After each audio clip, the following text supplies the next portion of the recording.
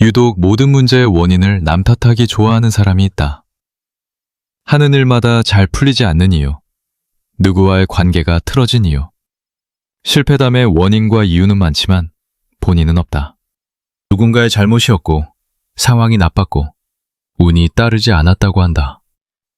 예전에는 그런 이야기를 들으면 공감을 하고 안타까워했다. 누구나 억울한 상황을 겪을 수 있고, 세상의 일이 예상하지 못하게 흘러갈 수 있으니까 말이다. 하지만 실패할 때마다 핑계와 책임을 피 이야기들을 되풀이하고 있는 걸 느끼는 순간 더 이상의 공감은 멈추게 되었다. 이상하게도 그 사람의 실패와 힘든 상황은 늘 현저형이었다. 지금도 계속 누군가 혹은 어떤 상황 때문에 실패가 반복되고 힘들다고 말한다. 상황은 달라지는데 책임의 방향은 늘 같다. 나는 그 대화를 들을수록 점점 피로해졌다. 나 역시 세상에 대한 시선이 흐려지는 느낌이 들었다. 모든 문제를 남 탓으로 돌리는 사람 곁에 오래 머물면 어느 순간 내 삶에 대한 책임을 회피하고 주도권을 잃게 된다. 그 이후로 나는 사람을 볼 때 자신이 한 일에 대해 자신의 몫을 어떻게 바라보고 어떻게 행동하는지를 보게 됐다. 그 시선 하나만으로도 그 사람과 관계를 이어갈지, 거리를 둘지 어느 정도는 판단할 수 있게 됐다. 감정은 누구에게나 있다. 기쁨과 분노, 즐거움과 슬픔 등 누구나 여러 감정들을 느끼고 시와 때에 맞게 적절하게 표현하며 살아간다. 하지만 간혹 그 감정을 조절하지 못하고 주변에 흘려보내는 사람이 있다.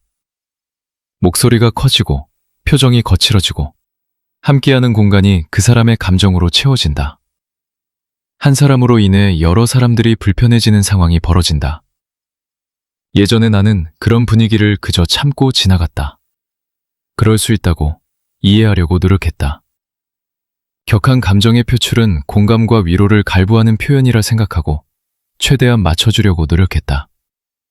하지만 누군가의 감정을 대신 감당하는 관계는 오래가지 못한다. 순간의 위로와 공감은 가능할 수 있어도 감정의 폭발까지 함께 감당할 수는 없다. 그 이후로 사람을 볼 때 감정이 생기는 순간보다 감정을 다룬 뒤의 태도를 더 보게 되었다. 늘 피해자 위치에 머무르며 공감을 요구하는 사람이 있다. 이야기를 시작할 때부터 나는 상처받았고 억울했고 그래서 이해받아야 한다는 결론을 정해놓는다. 누구나 위로받고 싶은 순간이 있다고 생각한다. 그래서 그런 이야기들을 오래 들어주었고 가능한 한 공감하려 했다. 하지만 늘 피해자의 위치에서 벗어나지 못하는 상황을 구해줄 수는 없었다. 문제가 해결되지 않는 상황은 반복되었고 그럴 때마다 의무처럼 공감을 강요했다. 그런 관계는 나를 점점 지치게 했다. 그 사람을 외면하고 싶지 않았지만 누군가가 늘 피해자 자리에 머무르면 그 곁에 있는 사람 역시 에너지를 함께 소진하게 된다. 그 이후로 나는 도움을 줄 수 있는 관계와 감정을 대신 떠안아야 하는 관계를 구분하게 됐다. 지켜야 하는 경계를 존중하지 않는 사람들이 있다. 경계는 거리를 두고 멀리하기 위해 필요한 게 아니다. 서로를 오래 존중하기 위해 필요한 것이다. 하지만 어떤 사람은 그 경계를 너무나 쉽게 넘는다. 사소한 관심과 질문으로 시작해 점점 간섭을 하고 곤란한 질문들을 아무렇지 않게 한다. 처음엔 그게 친밀함이라고 생각했다. 가까운 사이이기 때문에 관심을 갖는 것이고 악의 없이 순수한 마음이라고 느꼈다. 하지만 어느 순간부터 마음 한편에 불편함이 서서히 생겨나기 시작했다. 관계가 어색해질까봐 불편함을 무시하다 보니 나 스스로의 기준이 흐려지고 있었다. 경계를 존중하지 않는 사람과의 관계는 시간이 지날수록 나 자신을 잃게 만든다. 상대가 원하는 모습에 맞춰 살아가게 되는 것이다. 이제부터 나는 나만의 조용한 선을 만들고 그 선 안에서 조금씩 거리를 두며 나를 지키고 있다. 그 선택은 생각보다 내 생활에 큰 평안을 가져왔다. 멀리해야 할 사람을 구분하는 건 나를 지키는 일이다. 나이가 들수록 많은 사람을 만나는 것보다 어떤 사람을 곁에 두느냐가 더 중요해진다. 이제는 모든 관계를 지킬 수는 없고 그럴 필요도 없다는 걸 잘 알고 있다.